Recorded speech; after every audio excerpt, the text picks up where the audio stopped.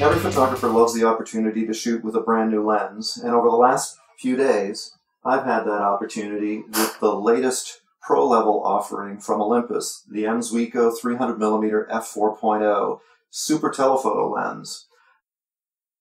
I've run it through its paces over the last few days. Unfortunately, I have to ship this one back to Olympus tomorrow. Not looking forward to that. I've really grown accustomed to it, really become comfortable with it, and I can't wait to add it to my bag on a permanent basis.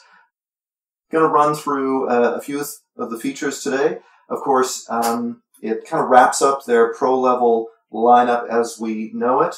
They started with the 12 to 40 a couple of years ago, brought in the 7 to 14, the 40 to 150, the 8mm fisheye, and this one now helps cover the entire range of focal lengths from ultra-wide to super telephoto. So let's run through a few of the numbers. Of course, it's a 300mm focal length, f4.0 aperture.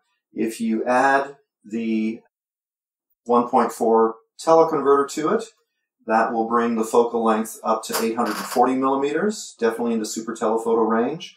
And that only drops the f-stop down 1, so your largest f-stop with a teleconverter on it is f5.6. Dimensions, I don't have the official specs from Olympus at this moment, but I can take out a measuring tape, so I did. Length, 230mm. Diameter, 90mm at the widest point here. Screw-in filter size, 77mm. In terms of weight, because a lot of people would be interested in the weight, put it on my kitchen scale, came in at 1,496 grams.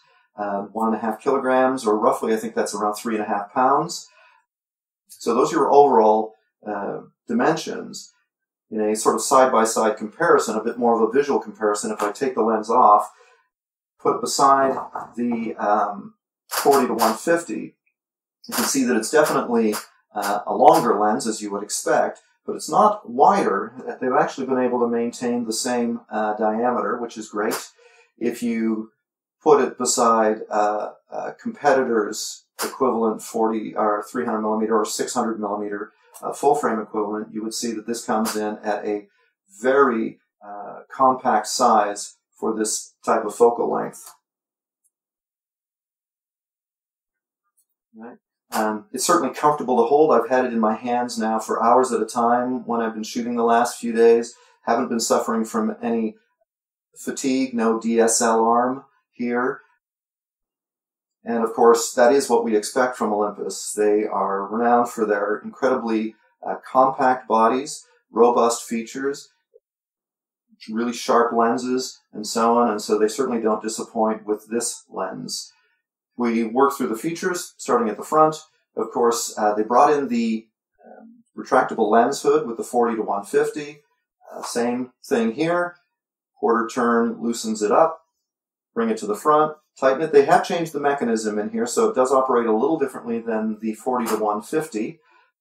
But when it's tightened up, it can easily support the weight of the lens itself, plus the camera body. I've got it attached to the EM1 with the battery grip. Balances quite nicely in my hand. You know, not feeling a huge downward pull on it.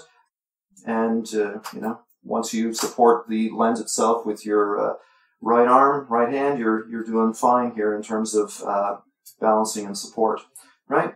If we move back a little bit, and we've got a fairly substantial focusing ring, takes up a bit of real estate, but easy to find.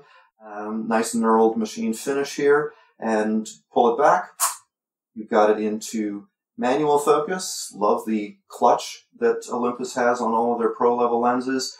Push it forward, and you're back into autofocus mode. Right?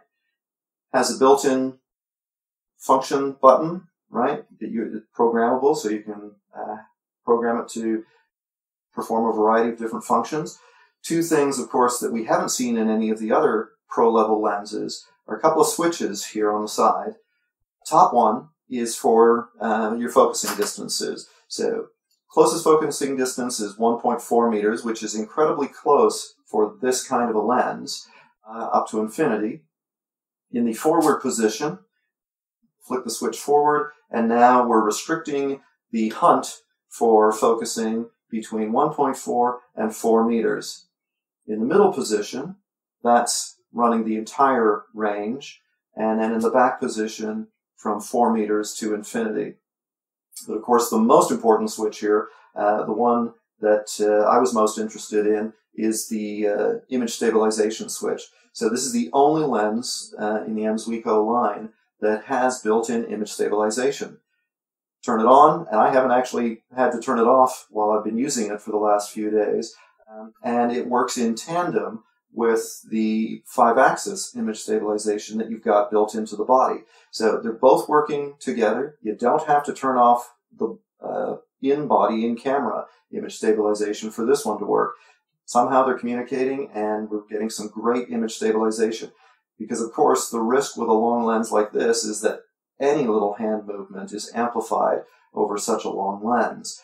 I'm going to post some video that I shot with it working, and definitely be posting some shots in my blog, some stills, and I've been thoroughly impressed with the image stabilization, especially with video.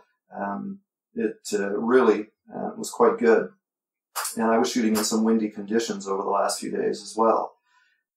Has the removable collar for your tripod. I keep it on there permanently. It doesn't add a great deal of weight to it.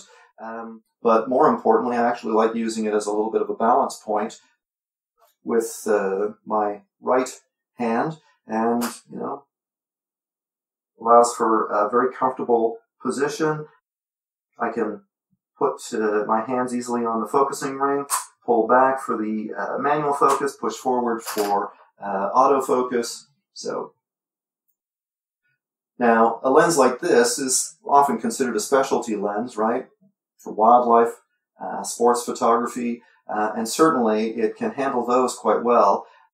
Haven't shot any sports over the last few days, but I've had some good luck in capturing some wildlife, and I can definitely see how this one definitely brings it up a notch compared to the 40 to 150. I've been able to really bring in my subjects, and you know, gotten a few shots that I don't think I would have been able to get with that lens. But I've also tried to use it in situations that you don't typically think of for a lens like this. I was actually doing a little bit of portrait photography with my daughter the other day. I'll post one of those shots. And more importantly for me, because I am typically a nature landscape photographer, I've been using it for some landscapes. And the beauty of a lens like this is not only does it bring in your subject, but it compresses space and creates a really cool visual effect in some situations. So there you have it, the 300mm M.Zuiko f4.0 lens from Olympus.